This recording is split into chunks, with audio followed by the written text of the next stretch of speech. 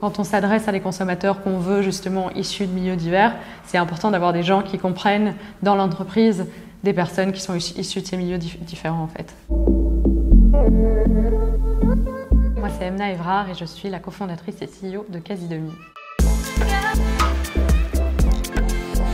On est très inclusif avec les femmes.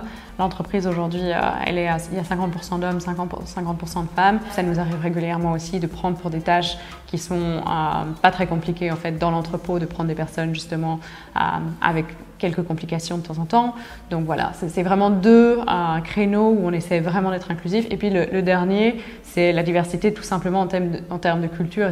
C'est lié aussi à ce que je mentionnais. C'est important quand on vise différentes cultures d'avoir des gens de cultures différentes. Il y a déjà pas mal de choses qui ont été mises en place, mais on pense qu'on peut faire encore plus. Pour nous, c'était vraiment la meilleure manière de s'assurer qu'on le fasse. Il y a beaucoup d'entreprises qui disent on va le faire, etc. Mais à un moment, il faut un plan d'action, sinon on le fait pas. C'est comme les business plans, quand on écrit tant qu'on fait pas de business plan, en fait, on pense pas à tout et on se met pas des objectifs, etc.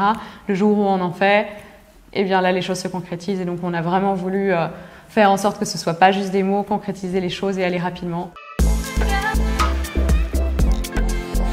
Là où on peut encore s'améliorer, c'est l'inclusion justement de personnes avec des handicaps, parce qu'il y a beaucoup de tâches qui peuvent être faites par des personnes avec des handicaps, que ce soit des handicaps physiques ou des handicaps mentaux. Et donc c'est là qu'on a encore un petit peu de travail à faire.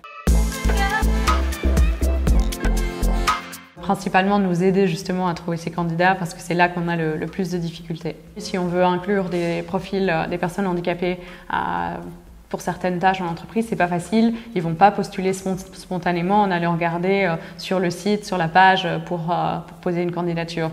Donc il faut trouver des organismes qui vont justement aider à trouver ce type de candidat. Ça apporte énormément de valeur à l'entreprise. On se rend compte que c'est pas forcément les personnes qui ont fait les plus longues études ou les personnes qui vivent à Bruxelles, dans les beaux quartiers, etc. qui apportent le plus.